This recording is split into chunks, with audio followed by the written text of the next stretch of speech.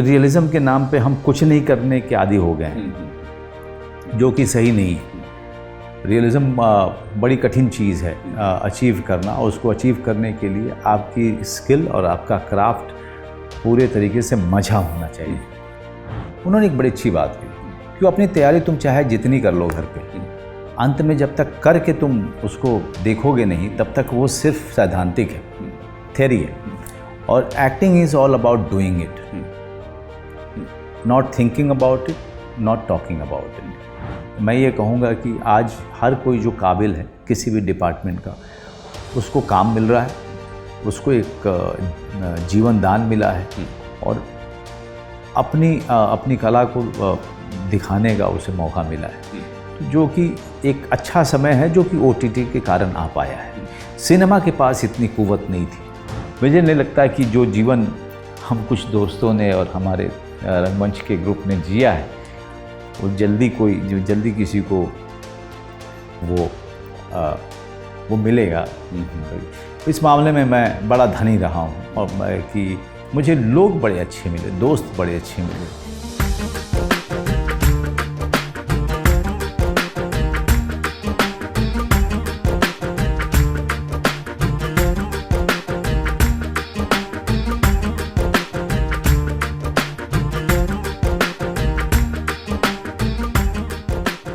Rekhta foundation का ये बेहद ख़ास प्रोग्राम है गुफ्तगू, और गुफ्तगू में आज हैं हमारे साथ बेहद ख़ास मेहमान, मशहूर अभिनेता मनोज बाजपेयी।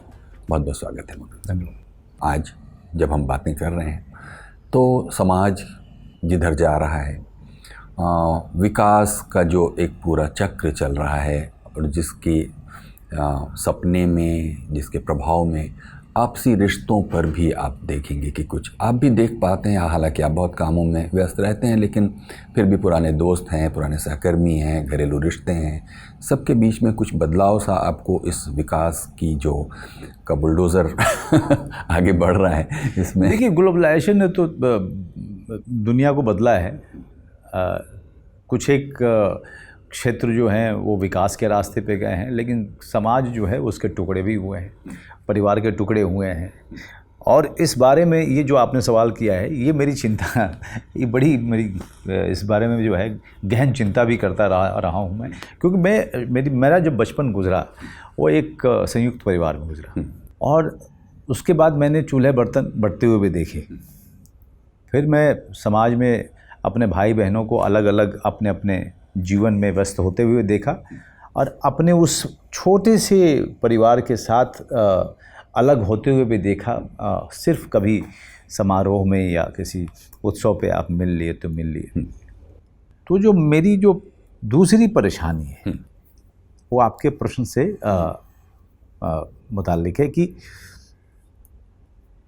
हम बड़े न्यूक्लियर हुए कुछ सालों में, कम से कम 2 दशक में। हम न्यूक्लियर फैमिली के नाम पे हम कुछ ज़्यादा ही न्यूक्लियर हुए।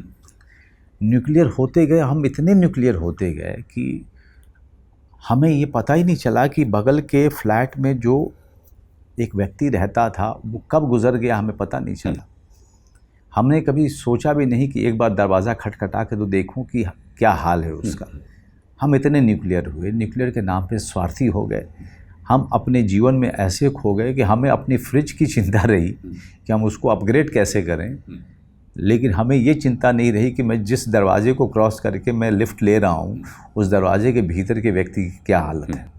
जिस तरीके से कमर्शलाइजेशन में हम घुसे और इंसानी फितरत के ऊपर उसको दर्जा दिया जब हम उसी समय हमने सब कुछ खो दिया। अच्छा, अगर आप देखें कि पहले की तुलना में, OTT आने से पहले की तुलना में व्यस्तताओं का जो आपका दौर था, उसमें कोई बदलाव सिग्निफिकेंटली अभी आया?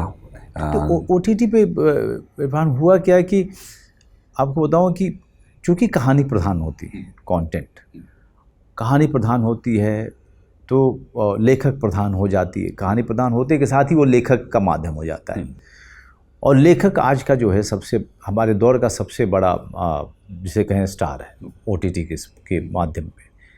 जब लेखक प्रधान हो जाता है तो आपको कई तरीके की कहानियाँ गढ़ी जाती हैं, और लेखकों को एक पंख लग जाते हैं उनकी कल्पनाओं को, जिसके कारण हमारे जैसे अभिनेताओं की आवश्यकता होती है जो एक ख़ास तरीके के बैकग्राउंड से आए हैं, चाहे मैं हूं या बाकी जो भी रंगमंच से जो कि आजकल बहुत ज़्यादा व्यस्त है। हमारी व्यस्तता बढ़ी है, जाहिर तौर पे बढ़ी है, काफ़ी बढ़ी है, क्योंकि उन कहानियों में हमारी ज़रूरत है और बहुत सारे OTT प्लेटफॉर्म्स हैं और बहुत सारी कहानियाँ हैं, और बहुत सारी कहानियाँ होने के कारण बहुत सारे अच्छे अच्छे निर्देशक व्यस्त हुए हैं।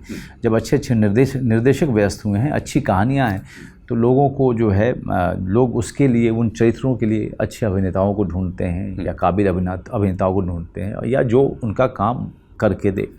ऐसे में हमारी, चाहे वो नवाज़ हो, चाहे पंकज हो, चाहे के हो, गुलशन हो या फिर विजय हो, ये सब लोग बहुत व्यस्त हो गए हैं। आप किसी को भी उठा के देखें, सब के पास बहुत काम है, किसी के पास कोई समय भी नहीं है कि एक बार बैठ के गप भी मार ले। अच्छी स्थिति है। मैं ये कहूँगा कि आज हर कोई जो काबिल है किसी भी डिपार्टमेंट का, उसको काम मिल रहा है, उसको एक जीवन दान मिला है और अपनी कला को दिखाने का उसे मौका मिला है, तो जो कि एक अच्छा समय है, जो कि OTT के कारण आ पाया है। सिनेमा के पास इतनी कुव्वत नहीं थी ना, सिनेमा हमारे हिंदुस्तान में मेन स्ट्रीम सिनेमा के पास ना वैसी कल्पना शक्ति थी, ना उसके अंदर में कुव्वत थी कि वो इतने सारे अलग अलग प्रतिभाशाली लोगों को वो काम दे पाए, ना उनके फॉर्मेट में वो फिट होते थे, जिसके कारण हमारे हिंदुस्तान में ज़्यादातर बड़े से बड़े अभिनेता और या अभिनेत्रियाँ, हमने उनको बर्बाद किया, हमने उनको वेस्ट किया। लेकिन OTT के कारण जो आगे की पीढ़ी के जो अभिनेता हैं, उनको वो न्याय मिल रहा है और काम मिल रहा है। मुझे याद आता है कि पिछली बातचीत में बहुत लंबी चर्चा बैरी जॉन की आपने की थी, जिनका आपके ऊपर बहुत कर्ज है एक तरह से देखिए तो, लेकिन मैं ये नहीं पूछ पाया आपसे कि आपका जो एक्टर है वो क्या तरीक़ा अपनाता है एक दूसरा चरित्र बनने के लिए। ये मेरा बड़ा आपसे मन है, क्योंकि बहुत लोग ये इस बात की तारीफ़ करते हैं आपकी कि आप एक बहुत ही जादुई ढंग से अपने आप को कैरेक्टर में ट्रांसफॉर्म करते हैं। तो ये आपका क्या तरीक़ा है कि आप इम्पर्सोनेट जो करते हैं उसमें चरण, अगर आप बिंदुवार ढंग से बताएं कि पहले ये करते हैं, फिर वो करते हैं, फिर वो करते हैं, फिर वो बन जाता है। देखिए, अब अलग अलग किरदार अलग अलग फिल्म का हिस्सा होता है, अलग अलग स्क्रिप्ट का हिस्सा होता है, और अलग अलग डायरेक्टर उसको निर्देशित कर रहे होते हैं। तो ज़रूरी ये होता है एक एक्टर के लिए कि कभी वो एक मेथड को, एक प्रिपरेशन के तरीके को, एक प्रक्रिया को कभी वो सत्य न माने, क्योंकि आप अलग अलग डायरेक्टर के अलग अलग कहानी के किरदार को निभाने की कोशिश कर रहे होते हैं।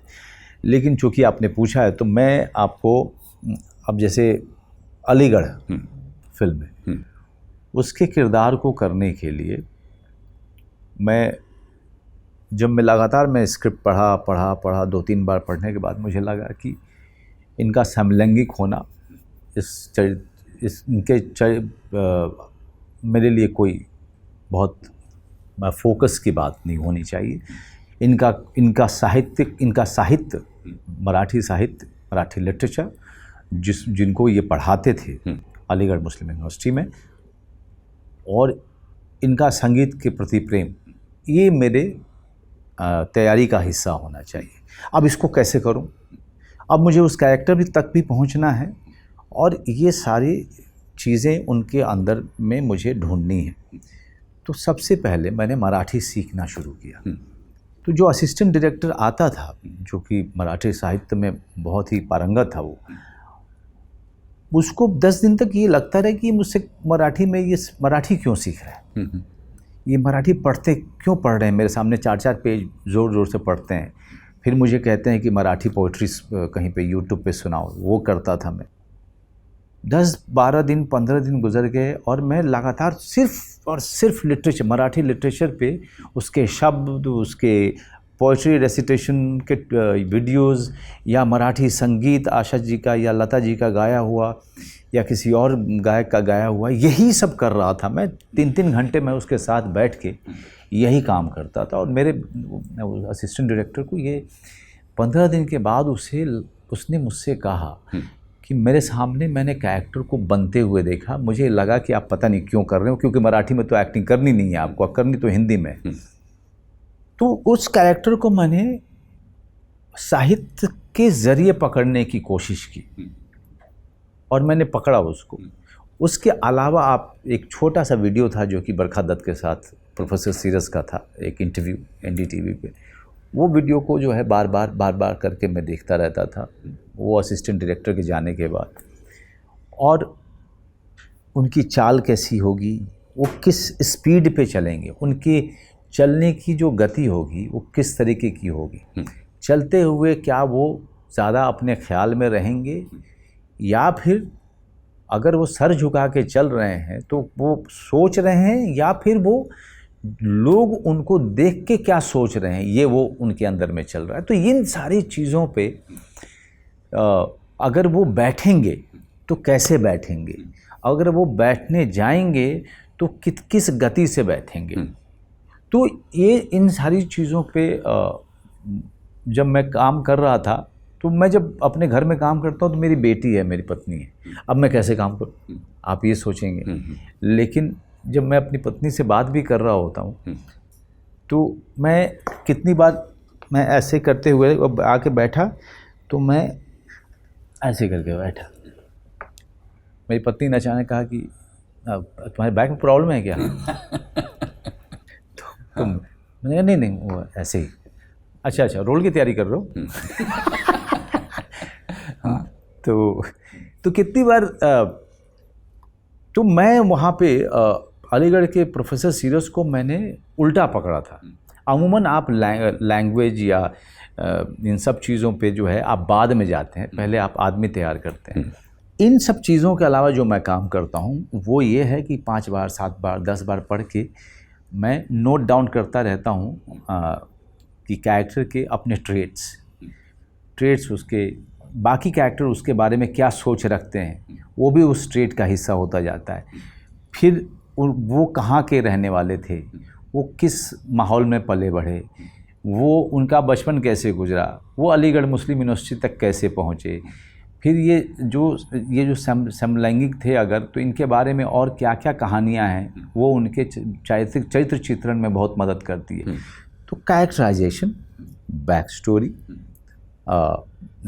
उस आदमी के आसपास का माहौल, उसके अपने लाइक्स डिसलाइक्स, ये सारी चीज़ें पे मैं लगातार सोचता रहता हूँ और उसके मेंटल नोट्स और उसके फिज़िकल नोट्स बनाता रहता हूँ। जब मैं ये सारे काम कर रहा हूँ मैं कहीं ना कहीं प्रोफेसर सीरस बन रहा हूँ।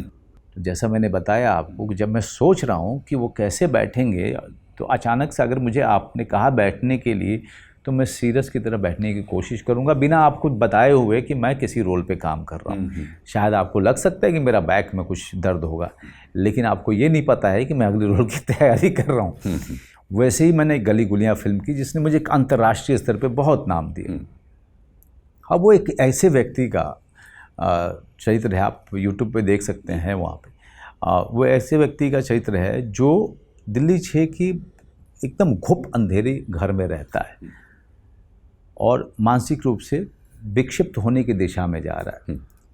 अब इस पे मैं तैयारी कर रहा था तो एक दिन अचानक मैं और मेरी पत्नी से क्रॉस हुए तो मेरी वाइफ ने कहा क्या, हाँ क्या कहा तुमने?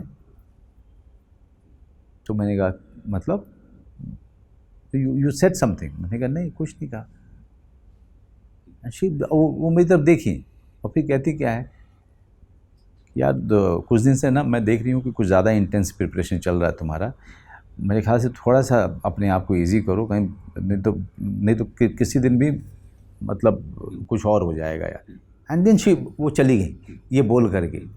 देन आई रियलाइज कि कैरेक्टर आ चुका है जिसके ऊपर मैं काम कर रहा हूँ, लिख कर पढ़ कर प्रैक्टिस करके वो अब कैरेक्टर अंदर आ चुका है। बिकॉज मैं अपने आप से बात कर रहा हूँ। कितनी बार ट्रेडमिल पे दौड़ते हुए अचानक से जो है कुछ ऐसी चीज़ करता हूँ जो बगल के ट्रेडमिल पे जो दौड़ रहे हैं या चल रहे हैं वो अचानक देखते हैं कि ये क्या हुआ इनको। तो ये एक बड़ा इमर्सिव होता है ये, और वो मेथड चेंज होते रहते हैं कैरेक्टर को नज़र में रखते हुए। सिर्फ एक ही मेथड को अपना के नहीं चल रहा होता आदमी। लेकिन जब मैं कमर्शियल फिल्म करता हूँ इरफान जी, मैं कुछ नहीं करता हूँ। मैं जाता हूँ, लाइन बोलते हैं? नहीं, लाइन बोलता हूँ, पूरे शिद्दत के साथ बोलता हूँ। हाँ। और जैसा डायरेक्टर बोलते हैं वैसे करता हूँ, क्योंकि अगर मैं तैयारी करना शुरू कर दिया तो वो उनका एक टाइम बर्बाद होगा। नहीं, उनका टाइम बर्बाद होगा मेरा टाइम, उनका टाइम बर्बाद होगा कि यार ये क्या मतलब, बिना मतलब कि ये एक्टिंग और पॉज में चले गए। तो इसीलिए हर हर हर जॉनर की, हर कहानी की, हर डायरेक्टर की, हर किरदार की ज़रूरतें अलग होती हैं और उस ज़रूरत के हिसाब से आप अपनी प्रक्रिया को तय करते हैं। और इस मामले में मैं बड़ा ओपन रहता हूँ। मैं चाहता हूँ कि किरदार बताए कि मैं कैसे उसको अप्रोच करूँ। आपने तो देखिए अलीगढ़ और गली गुलियान की बात करते हुए 2 कैरेक्टर्स की तैयारी का बहुत विस्तार से हमें बताया। हालांकि ये भी आपको शायद बैरी जॉन की ट्रेनिंग से ही मिला होगा, मुझे मालूम नहीं कि उसमें से कितना वहाँ से आया, कितना आपने करते करते एक मेथड अपना। अलग अलग डायरेक्टर्स के साथ में जब आप काम करते हैं तो सबसे कुछ ना कुछ लेते हैं। बैरी जॉन साहब के साथ काम करते हुए जो मैंने सबसे बड़ी चीज़ ली, उन्होंने एक बड़ी अच्छी बात कही कि अपनी तैयारी तुम चाहे जितनी कर लो घर पे, अंत में जब तक करके तुम उसको देखोगे नहीं तब तक वो सिर्फ सैद्धांतिक है, थ्योरी है। और acting is all about doing it, not thinking about it, not talking about it. तो जब तक वो आप करेंगे नहीं, जब तक आप एक बड़ी अच्छी बात, you have to be true to the moment. आप उस जिस क्षण को जी रहे हो पूरा जिए आप उसको, आप उसके प्रति पूरे तरीके से ट्रूथफुल रहिए, सच्चाई के साथ उसको जीने की कोशिश कीजिए, आप प्रिटेंड मत कीजिए। हालांकि इसमें एक विरोध, इसका ठीक उलट धारा भी है। अभी पिछले 2-3 महीने पहले मेरी मुलाकात जो सुजाने बार्नेट से हुई, जो जर्मन एक्टर यहाँ पर काम करती हैं, तो उनके जो थिएटर गुरु थे वो हमेशा कहते थे कि don't bring your character home, उनका कहना ये था। और उसमें उन लोगों का और ख़ासतौर पर अगर जर्मन थिएटर में और ब्रेख्त की शैली को देखिए, ब्रेख्त का बहुत ज़्यादा प्रभाव रहा है जहाँ पर वो एलिनेशन की थ्योरी को पूरे तरीके से लागू करके चले वो लोग, कि जो भी कर रहे हैं वो हमसे दूर है, जो भी हम कर रहे हैं उसको हम दूर रख के काम कर रहे हैं। मैं नहीं कर पाता मैंने कोशिश बहुत की। मैंने ड्रम्स इन द नाइट करके एक प्ले किया था, ब्रेख्त का लिखा हुआ ही, और रोबिन दास जैसे महान थिएटर डायरेक्टर ने डायरेक्ट भी किया था। और ड्रम्स इन द नाइट जब कर रहे थे तो मैं ड्रम्स इन द नाइट भी जो है मैं उसमें भी मैं एलिनेट नहीं कर पाया अपने आप को उस कैरेक्टर से जब मैं करता था, लेकिन लोगों को अच्छा लगता था। सारे के सारे मतलब ट्रेन लोग आकर के उस प्ले को देखते थे, अनट्रेन भी देखते थे, सब उसकी सराहना करते थे।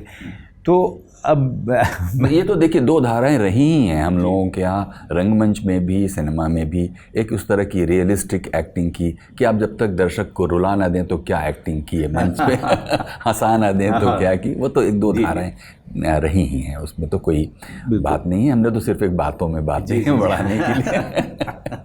अच्छा, एक चीज़ बताइए कि बतौर बिल्कुल जब आप अपने मनोज बाजपेयी एक इंसान के तौर पर अपने को देखते हैं तो उसमें क्या कमियां खूबियां पाते हैं? अभी हाल ही में नई गाड़ी खरीदी। बहुत अच्छी बात की आपने, ये एक बड़ी अच्छी बात की आपने। देखिए कि बेलवा से आकर अभी भी बेलवा में बहुत सारी चीज़ें खरीदने के ख्वाब अधूरे वहीं पर रखे होंगे और यहाँ पर नहीं सर, देखिए क्या है, वो गाड़ी जिसकी लोग बड़ी चर्चा कर रहे हैं, एक तो अजीब लग रहा है कि लोग गाड़ी का खबर दे रहे हैं।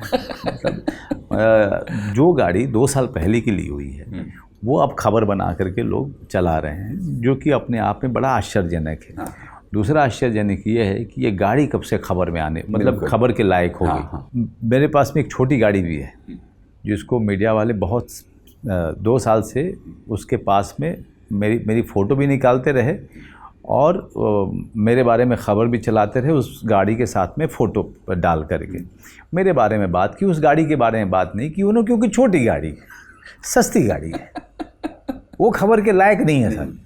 ये खबर के लायक अचानक उनको लगी कहीं, क्योंकि मैं ये गाड़ी अमूमन जो है बहुत कम इसमें चलता हूँ, अचानक दिख गई। लेकिन वो 2 साल पहले की ली हुई है।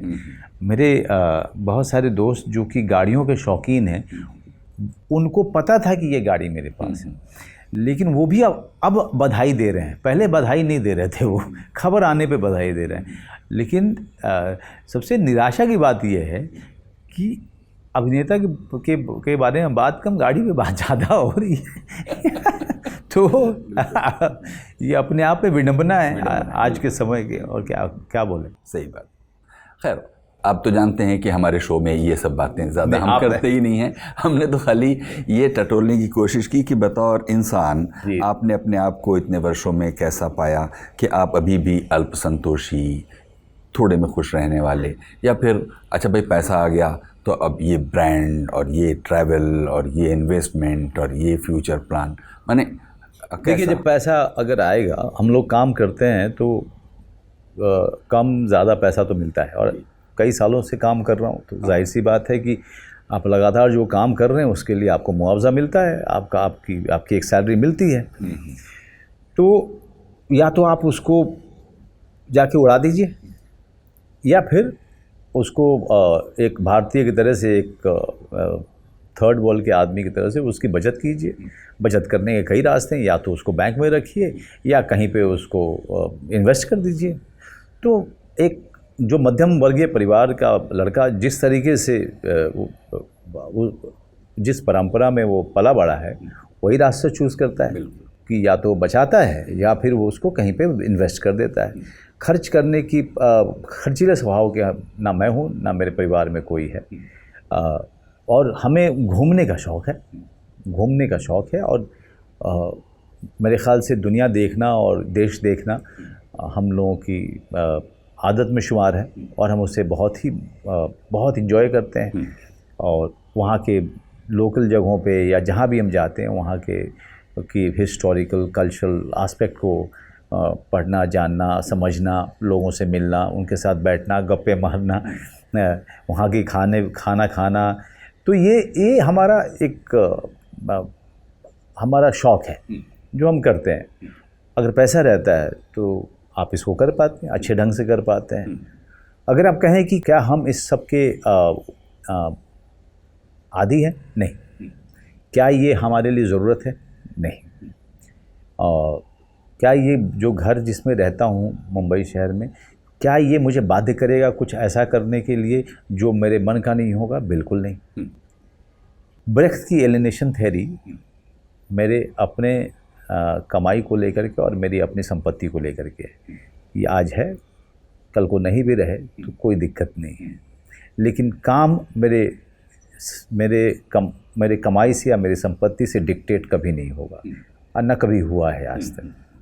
अच्छा, बैरी जॉन के अलावा आप रघु भाई की बहुत तारीफ़ करते हैं। देखिए रघु भाई सीखा है उनसे। हाँ, बहुत, हम सभी लोग उनसे बहुत सीखते हैं।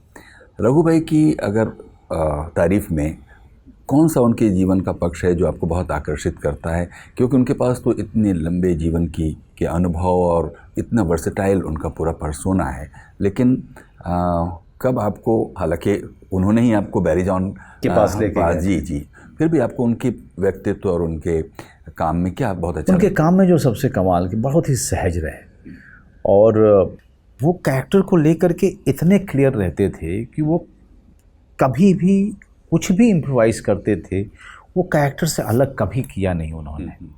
किसी के ऊपर छा जाना, किसी को खा जाना, इस तरह के इम्प्रोवाइजेशन कभी नहीं करते थे। वो पूरे न्याय संगत, न्यायपूर्ण व्यवहार रहा उनका एक अभिनेता के तौर पे, और बहुत मेहनत करते थे रिहर्सल्स में। और मैं ये कहूँ कि हमारे समय के में जो रियलिज़म को लेकर के जिस पहले एक्टर ने जो रियलिज़म को समझा और रियलिज़म को अचीव किया हमारे समय में, वो रघुवीर यादव जी हैं। उसके बाद ही कोई है, उसके बाद ही हम लोग आए, चाहे मैं हुआ या इरफान, हम सब जो लोग आए उनके बाद ही आए। जिस व्यक्ति ने सबसे पहले उसको रंगमंच पे इस प्रयोग को किया था, और रंगमंच पे और उस समय किया था जिस समय रंगमंच के महारथी लोग काम कर रहे थे, चाहे वो राजेश विवेक भाई हों या मनोहर भाई हो, उत्तरा वावकर जी, सुरेखा सीकरी जी। उस दौरान में रघु भाई ने वो प्रयोग किया था और सफल प्रयोग किया था, और उसमें बैरी जॉन का बहुत बड़ा योगदान रहा था, क्योंकि रघु भाई को उन्होंने अपने प्ले में रेपेट्री के साथ जो प्ले किया था द फूल करके, तो उसमें रघु भाई को उन्होंने मेन रोल दिया था, और रघु भाई की उस प्ले ने तहलका मचाया था और एक अभिनय की एक अलग विधा को शुरू किया था, जिसके आगे आने वाली पीढ़ी में हम लोग थे। इसलिए मैं उनको बहुत श्रेय देता हूँ। उनके साथ काम भी किया था मैंने, बगदाद का गुलाम या और भी एक आध काम जो किए मैंने। तो यही जो रियलिज़म किस तरीके से अचीव किया जाए और किस तरीके से उस प्रयोग को अपने अभिनय में लेके आया जाए, ये मैंने उनसे सीखा है, उनके काम से सीखा है। मैसी साहब करके एक फ़िल्म थी उनकी, जो कि अंतर्राष्ट्रीय फिल्म फेस्टिवल में थी और जिसमें डी नीरो वगैरह सबकी फिल्में थी, उसमें उनको बेस्ट एक्टर मिला था। तो हम लोग इन सब चीज़ों के बारे में बात नहीं करते, हम लोग बहुत जल्दी भूल जाते हैं जो गुजर गया। तो मुझे लगता है कि इस हिंदुस्तान के अगर 5 बड़े अभिनेताओं का नाम लिया जाए, मेल अभिनेताओं का, तो रघु भाई उसमें ज़रूर शुमार होंगे मेरे लिए। और रघु भाई का जो गायकी वाला पक्ष है वो भी बहुत हम सब लोगों को बहुत हमेशा चमत्कृत करता है। ख़ुद आपने तो अगर देखें अपने थिएटर के ज़मानों में छऊ आपने सीखा, आपने गाने के बारे में कभी कुछ ट्राई किया? हम लोग गाना गाते थे, हम लोग कोरस में, जैसे थिएटर में कोरस में आप कुछ लोग आगे रहते हैं, कुछ लोग बीच में रहते हैं, कुछ पीछे, जो सबसे बेसुरे होते थे पीछे उनको डालते थे। हम लोग आगे के श्रेणी में रखे जाते थे और हमें गाना सीखने के लिए हमको लगातार प्रोत्साहित किया जाता रहा, चाहे वो रघु भाई हों या फिर एक्ट 1 में पीयूष मिश्रा हों, ये सब लोग हमें सिखाते रहते थे। अभी मैं सूरज पे मंगल भारी एक फ़िल्म कर रहा था, उसमें अनु कपूर साहब काम कर रहे थे। बहुत ही प्रिय आदमी हैं वो, मेरे प्रिय अभिनेता भी हैं। रघु भाई और अनु कपूर साहब दोनों एक ही ग्रुप में थे, जो कि अनु कपूर के पिताजी जिस ग्रुप को चलाते थे, और गांव-गांव ये लोग सफ़र करते थे और परफॉर्मेंस देते थे। उस ग्रुप में संगीत सीखना ज़रूरी था, आवश्यक था, क्योंकि ये लोग म्यूज़िकल किया करते थे, पारसी थिएटर किया करते थे। मेरे अपने पालन पोषण में संगीत का कोई लेना देना नहीं था। मैं एक किसान परिवार से आया हुआ था, और एक जिसे कहें परिवार जो है काफ़ी प्रतिष्ठित था। तो प्रतिष्ठित परिवार जो होते हैं, चाहे जितने भी टूटे हुए हों अंदर से, वो अभी ये हारमोनियम बजाना और विशल बजाना और संगीत सीखना, ये सब हमारे परवरिश का हिस्सा नहीं हुआ करता है। तो कभी सीख नहीं पाया मैं, जबकि मैं दूर से जो गांव में कीर्तन की और भजन मंडली की आवाज़ें आती रहती थी, मुझे बड़ा आकर्षित करती थी। आज भी जब मैं गांव जाता हूं तो बहुत आकर्षित करती है, लेकिन अब मैं क्या होता है, चला जाता हूं, जाके बैठ जाता हूं। पहले मैं बचपन में बैठ नहीं पाता था, शायद इस वजह से वो कमी रह गई, लेकिन मैंने सीखा बहुत, गा के सीखा, पीयूष के साथ बैठ के सीखा, बाकी और लोगों के साथ जो कि हारमोनियम बजाते हैं उनके साथ बैठ के सीखा। अभी हंगामा क्यों है बरपा, जो मैंने सत्यजीत रे की कहानी की अभिषेक चौबे के साथ रे सीरीज़ के लिए, उसके लिए बाकायदा उस गाने को प्रैक्टिस किया मैंने हारमोनियम पे, और एक महाशय आते थे मुझे सिखाने के लिए। तो सीखने की ललक हमेशा से रही है, अच्छा गाने की ख्वाहिश हमेशा से रही है। अभी भी गुनगुनाता हूँ, लेकिन मैं पीयूष और रघु भाई और इन सब जैसे मेरी ना आवाज़ है ना परवरिश का वह हिस्सा रही, इसलिए वो चूक गया मैं। ऊपर वाला चाहेगा तो अगले जन्म में ये पूरा होगा। लेकिन संगीत हमारे परिवार, हमारे घर का एक बहुत बड़ा अहम हिस्सा है। सुबह की शुरुआत अगर गंधर्व साहब से ना हो रही हो तो मज़ा नहीं आता है, या अमोनकर जी नहीं गा रही हूँ पृष्ठभूमि में, तब तक मज़ा नहीं आता है। तो जिस गुनगुनाने की बात आपने की, तो कुछ गुनगुनाइए। क्योंकि देखिए अभी हम आगे बढ़ते हुए कुछ आपके आवृत्ति और रिसाइटेशन पे बढ़ेंगे। ये जो है मैं जान रहा था कि आप जो है, आपके चेहरे पे एक मैं नॉटी स्माइल देख रहा था। तो मैं गाऊंगा नहीं, मैं आलाप हल्का सा भोजपुरी में एक नेटुआ में एक आलाप लेता था। कहाँ जइबै गे सजनिया,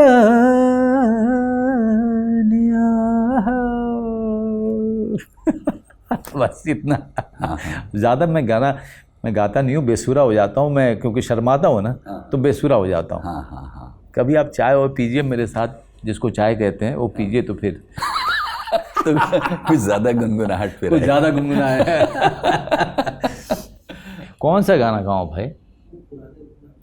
हैं?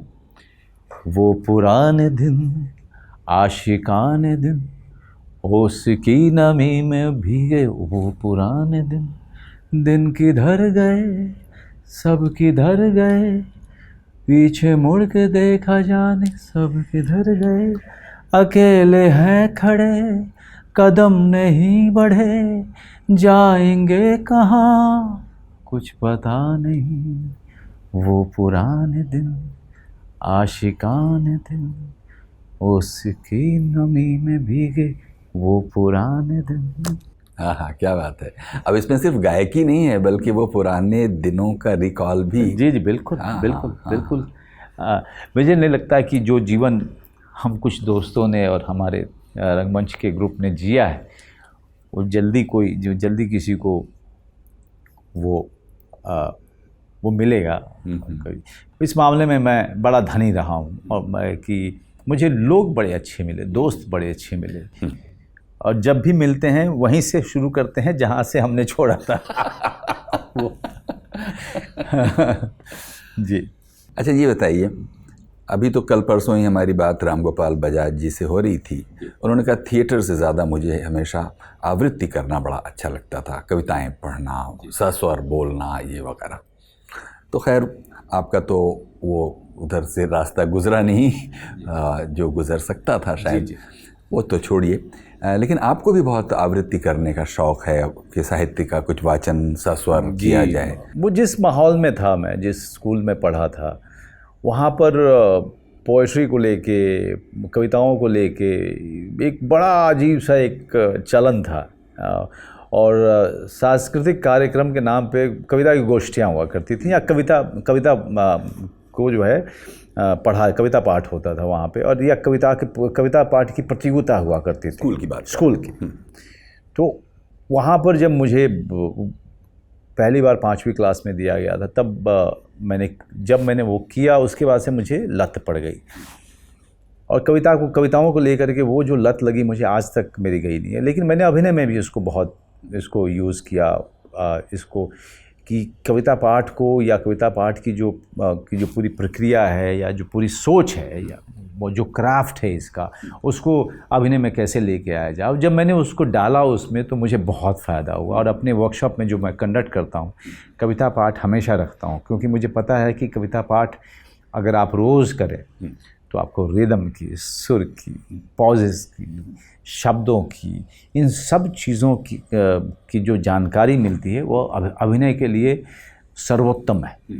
जो कि अभी आजकल इरफान जी क्या होता है कि रियलिज़म के नाम पे हम कुछ नहीं करने के आदी हो गए हैं, जो कि सही नहीं है। रियलिज़म बड़ी कठिन चीज़ है अचीव करना, और उसको अचीव करने के लिए आपकी स्किल और आपका क्राफ्ट पूरे तरीके से मज़ा होना चाहिए, ताकि जहाँ जहाँ एम्फेसिस देना है, जहाँ पॉजेस लेने हैं, जहाँ पे उसको पिच करना है, ये सब चीज़ें, ये सब कविता से बहुत आसानी से आप कविता अगर पाठ करना सीखेंगे तो बहुत आसानी से आप उसको कर पाएंगे जब आप परफॉर्म कर रहे हैं। तो हाँ, ये काफ़ी मेरे जीवन का बहुत बड़ा हिस्सा है कविता पाठ। तो कविता की बात हुई मनोज जी, तो कुछ आप हमको कविता सुनाइए। तो सुनाता हूँ मैं आपको। परशुराम की प्रतीक्षा दिनकर साहब की है। इसका एक छोटा सा 2 पैराग्राफ सुनाता हूँ, जिसमें आपको बहुत अच्छा लगेगा। बहुत ही ध्यान से सुनिएगा, बहुत ही कमाल। मतलब दिनकर साहब के शब्दों का चुनाव, और दूसरा रिदम, एम्फेसिस, मतलब मुझे लगता है कि वो कमाल के ही कवि थे। और बहुत ही भारी भरकम अगर शब्द भी यूज़ करते थे तो वो शब्द भी ऐसा इस तरीके से उसको रखा जाता था कि आप शब्द का मतलब ना भी जानते हों, आप भावार्थ समझ जाते थे, है ना। तो या उसकी इमोशन को आप समझ जाते थे। जी। अब जैसे है खंड 2 में, हे वीर बंधु दाई है कौन विपद ये का। कौन सी किताब है? ये परशुराम की प्रतीक्षा।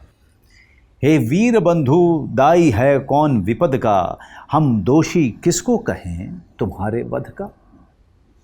ये गहन प्रश्न कैसे रहस्य समझाएं, 10-20 बधिक हों तो हम नाम गिनाएं। पर कदम कदम पर यहाँ खड़ा पातक है, हर तरफ लगाए घात खड़ा घातक है। घातक है जो देवता सदृश दिखता है, घातक है जो देवता सदृश दिखता है, लेकिन कमरे में गलत हुक्म लिखता है। जिस पापी को गुण नहीं गोत्र प्यारा है, समझो उसने ही हमें यहाँ मारा है। वाह, क्या बात। जो सत्य जानकर भी न सत्य कहता है, जो सत्य जानकर भी न सत्य कहता है, या किसी लोभ के विवश मूक रहता है, उस कुटिल राजतंत्री करदय को धिक् है। उस कुटिल राजतंत्री करदय को धिक् है, ये मूक सत्य हंता कम नहीं वधिक है। क्या बात है, क्या बात है। बिल्कुल इतनी प्रासंगिक बात जो कभी उन्होंने कही थी। एक अगला मैं पढ़ देता हूँ अंतिम। चोरों के हैं जो हितो, चोरों के हैं जो हितु, ठगों के बल हैं, जिनके प्रताप से पलते पाप सकल हैं। जो छल प्रपंच सबको प्रशय देते हैं, या चाटुकार जन से सेवा लेते हैं। ये पाप उन्हीं का हमको मार गया है, ये पाप उन्हीं का हमको मार गया है। भारत अपने घर में ही हार गया है, हार गया। बताइए क्या बात है। दिनकर साहब को मतलब मैं पढ़ता चला जाऊं मैं तो। नहीं, फिर हम देख रहे हैं कि आप शायद आशुतोष राणा जी की भी कोई किताब ये आशुतोष राणा जी, मैं आपने कहा था कुछ किताबें लेके आइएगा, पर आशुतोष राणा जी की ये लिखी हुई है रामराज। उसने मेरे घर पे ये किताब भेजी, तो मैंने कहा तुम्हारी लिखी हुई है क्या? तो उसने कहा तुमने मुझे गधा समझाया क्या? बहुत अच्छी किताब है, बहुत ही बढ़िया किताब है। आप सब लोग ज़रूर पढ़िए, जो भी हिंदी पढ़ सकते हैं। मैं शुरू के ही 5 लाइनें पढ़ देता हूँ। कैकेयी इनका जो पहला ये है। भरत नंदीग्राम में ही रुक गए थे। उन्होंने अपना निर्णय सुना दिया था कि प्रभु श्री राम के अयोध्या लौटने तक उनकी चरण पादुकाएँ ही रघुवंश के सिंहासन पर रखी जाएगी, और स्वयं राजकुमार भरत नगर में रहते हुए भी निर्वासित जीवन जिएगा। संपूर्ण प्रजा और राज परिवार को शत्रुघ्न के साथ अयोध्या लौटा दिया गया था। अयोध्या के इतिहास में ये पहला अवसर था जब उसके गौरवशाली सिंहासन पर किसी पुरुष को नहीं बल्कि किसी प्रतीक को प्रतिष्ठित किया गया था। अनाथ हुई अयोध्या अपने इस दुर्भाग्य के लिए महारानी कैकेयी को दोष दे रही थी, जिसने अपनी कुत्सित इच्छा की पूर्ति के लिए अयोध्या को कुंठित करके छोड़ दिया था। 7 भाइयों की इकलौती लाडली बहन कैकेयी, पिता अश्वपति की जो पक्षियों की भाषा भी समझ लेते थे, प्राण प्रिय बेटी कैकेयी आज अयोध्या के अपने महल में अपमानित प्रवंचित सी एकाकी खड़ी स्थिर नेत्रों से शिवालय में जलने वाले ज्योति कलश की ज्योति को अपलक देख रही थी कि तभी उनके कानों में अपनी प्रिय दासी दीप शिखा का स्वर सुनाई दिया। महारानी सुमित्रा और राजरानी श्रुतकीर्ति आपके दर्शन करना चाहती हैं। कितना बढ़िया लिखा, क्या भाषा है, बहुत क्या भाषा है। बिल्कुल, इतनी बढ़िया लय, इतना बढ़िया संवाद, सब ये आपने कहा था तो मैंने इसको मंगाया था। ये अंधा युग धर्मवीर भारती जी का लिखा हुआ प्ले है, जो कि मेरे ख्याल से हर पीढ़ी के एक्टर्स जो हैं दिल्ली में इसका मंचन करते हैं। आपने कहा कि अश्वत्थामा का पढ़ने के लिए मैंने कभी वैसे मैं बताऊं अंधा योग किया नहीं, लेकिन ये जो सीन है कई बार हमारे वर्कशॉप्स में इन सीन्स पे काम किया हमने। तो एक तरीके से समझिए कि उसकी प्रैक्टिस करते रहते थे, Speech उस वगैरह स्पीच वगैरह पे या वही खास सीन ले करके उस पर हम लोग काम किया करते थे। तो अश्वत्थामा ये जब पूरा बीत चुका है और नरसंहार हो चुका है, महाभारत जो है ख़त्म होने का समय है और सब लोग क्षत विक्षत हैं और सब ने जो है बहुत सारा कुछ खोया है, जो कि युद्ध के बाद जो होता है उसमें अश्वत्थामा जंगल में अपने धनुष को देख रहा है।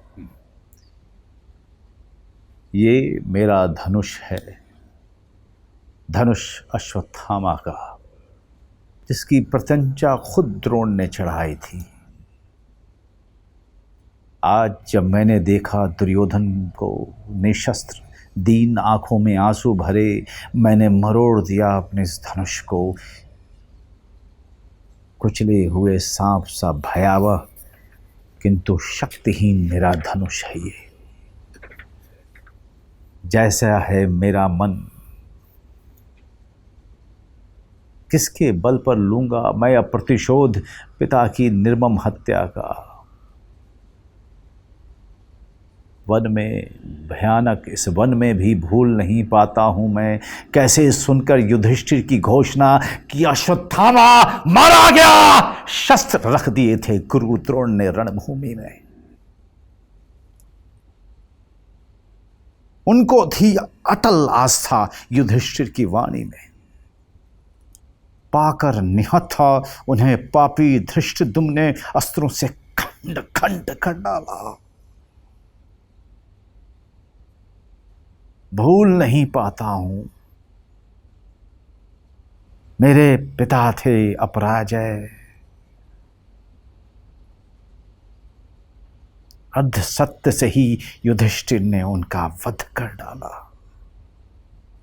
उस दिन से मेरे अंदर भी जो शुभता कोमलतम था, उसकी भ्रूण हत्या युधिष्ठिर के अर्ध सत्य ने कर दी। धर्मराज होकर वे बोले, नर या कुंजर, मानव को पशु से उन्होंने पृथक नहीं किया। उस दिन से मैं हूं पशु मात्र, अंध बर्बर पशु, किंतु आज मैं भी एक अंधी गुफा में हूं भटक गया। गुफा ये पराजय की। दुर्योधन सुनो, सुनो द्रोण सुनो, मैं ये तुम्हारा अश्वत्थामा, कायर अश्वत्थामा शेष हूं अभी तक, जैसे रोगी मुर्दे के मुख में शेष रहता है, गंदा कफ वासी थूक शेष हूं अभी तक।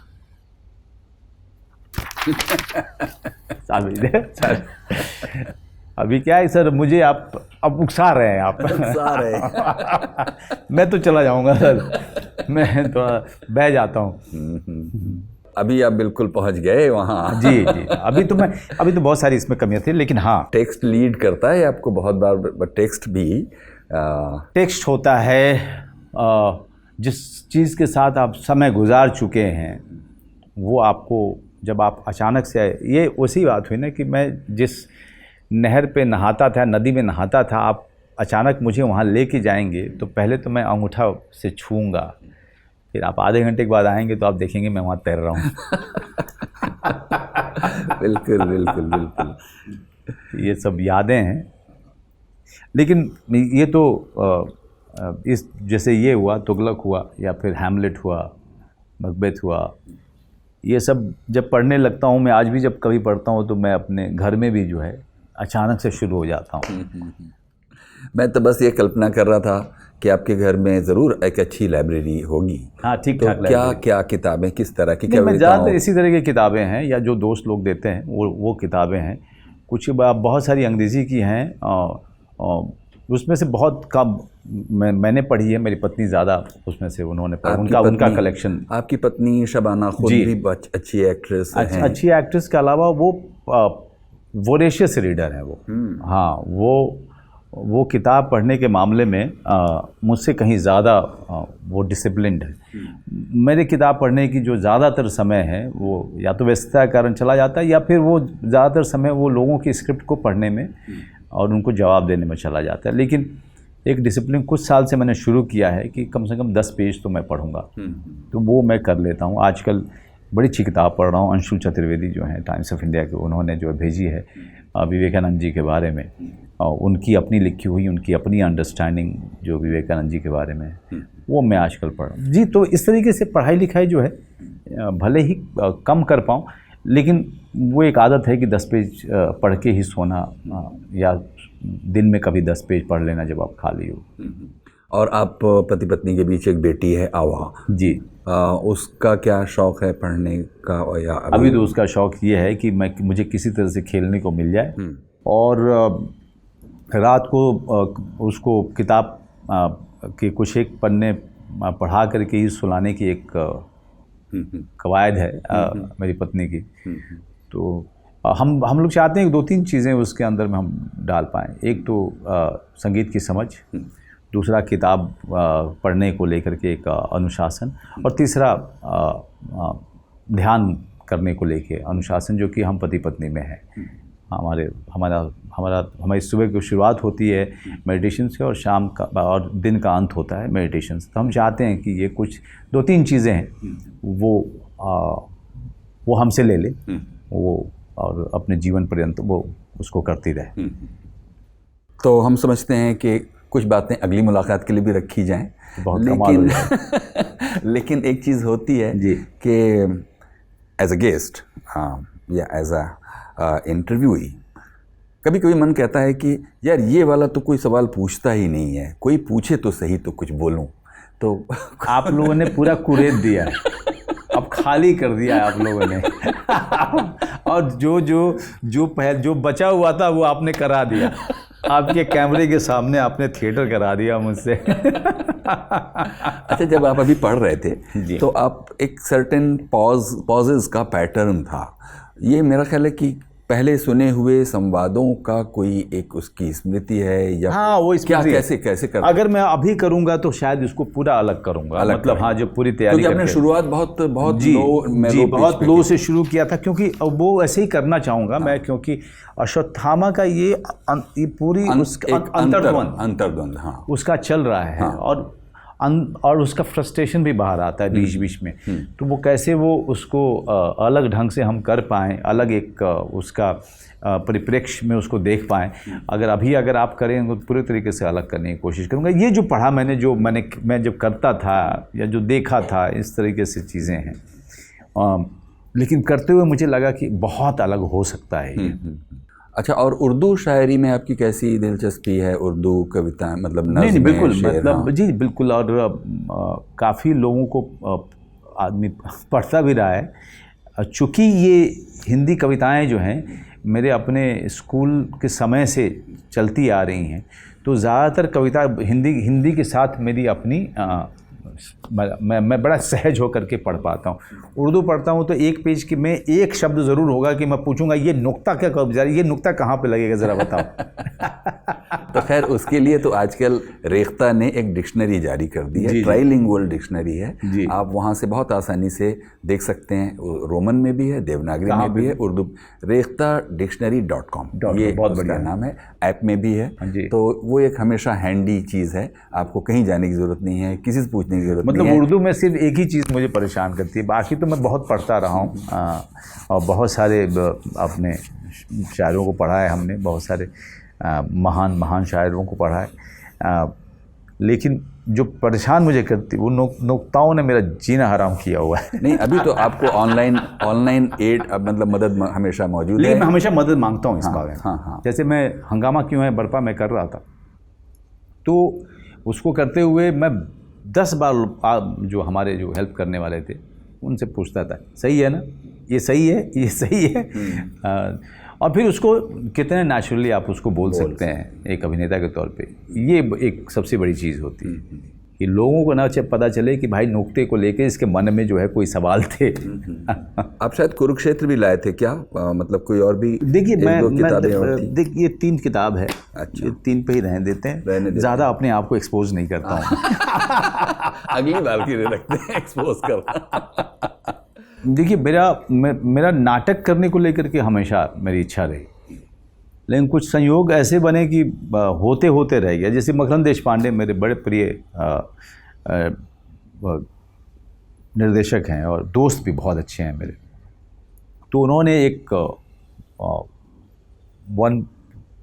वन एक्टर एक प्ले दिया था उन्होंने, जिसमें हम लोगों ने 5-7 दिन 8 दिन काम भी किया। लेकिन उसके बाद फिर वो भी व्यस्त हुए और मैं भी व्यस्त हुआ। अब तो मैं जो व्यस्त हुआ फिर उसके बाद कभी खाली नहीं हुआ। लेकिन अभी अच्छा है कि आपसे बातचीत में ये मुझे लगा कि मैं वो उससे स्क्रिप्ट जो 15 पेज की है मैं ले करके याद कर लेता हूँ जब मौका लगेगा उसको। वन एक्ट प्ले तो उसको जो है मोनोलॉग है, एक एक्टर का है, तो उसको मैं अगर याद कर लूँगा तो हम लोग उसको कभी भी परफॉर्म कर सकते हैं। मुझे अभिनय से रुचि है इरफान जी, मैं आपको बताऊँ, मैं अभिनय से मेरा एक अंतहीन जो प्रेम है, कभी ना ख़त्म होने वाला ये प्रेम, और मुझे लगता है ये जारी रहे अंत समय तक। मैं सिर्फ यही चाहता हूँ। मैं अभी जब आपने अंधा युग मुझे पढ़ने के लिए दिया, मैं खो गया। मैं और या फिर मैं परशुराम की प्रतीक्षा पढ़ रहा था या आशुतोष के वो कुछ एक पेजेस पढ़ रहा था। मुझे मज़ा आता है, मुझे पूरे दिन में अभिनय करने में ही मज़ा आता है, या अभिनय से जुड़ी हुई चीज़ें करने में मज़ा आता है। उसके अलावा जो शुरू के सवाल में जो आपने कहा था, ये गाड़ी वो गाड़ी, वो सब गाड़ियाँ या फिर कपड़े या फिर घर, ये सब चीज़ें लगता है ये यहाँ से निकलने के बाद समझ में आती है, यहाँ पे रहते हुए समझ में नहीं आती है, ना उनका ख्याल कभी आता है। तो इसलिए कहते हैं ना कि जब ये प्रेम प्रसंग सच्चा है तो इसमें किसी और चीज़ की मिलावट होनी बड़ी मुश्किल है। तो ये प्रेम प्रसंग आपका चलता रहे, आप हमेशा इसी तरह से युवा, एनर्जेटिक और सक्रिय बने रहें, यही हमारी शुभकामनाएं रहेंगी। मनोज जी, आप हमारे लिए शो में दोबारा आए, इसके लिए आपका बहुत शुक्रिया। Thank you very much Irfan ji, बहुत बहुत शुक्रिया।